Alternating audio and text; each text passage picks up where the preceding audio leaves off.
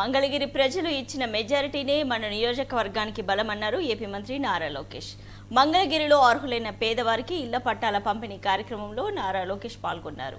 2019లో ఓడిపోయిన తర్వాత నుంచి మంగళగిరి ప్రజల మనస్సులు గెలుచుకోవడానికి అనేక పనులు చేసినట్లు మంత్రి నారా లోకేష్ తెలిపారు. ఒక్క రూపాయి అవినీతి లేకుండా 1000 కోట్ల విలువైన భూమిని మంగళగిరి ప్రజల చేతిలో పెట్టామన్నారు నారా లోకేష్. రెండో కేబినెట్ మీటింగ్ లో అప్రూవల్ తీసుకొచ్చాను. 13వ తారీఖు ఏప్రిల్ 13వ తారీఖు దానికి శంకుస్థాపన కూడా మన ప్రభుత్వం ఇవ్వబోతుంది. ఒకే ఒక సంవత్సరం 12 నెలల్లో ఆ పని పూర్తి చేసే బాధ్యత మటుకు చిల్లపల్లి గారు తీసుకుంటున్నారు.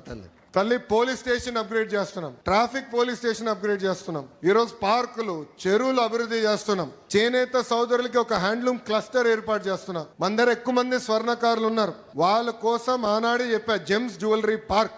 అంటే బంగారం మన ఏమన్నా ఆభరణాలు ఏమన్నా డిజైన్ కానీ తయారీ కానీ అమ్మకాలు మొత్తం ఒక మంగళగిరి నియోజకవర్గంలో జరగాలి.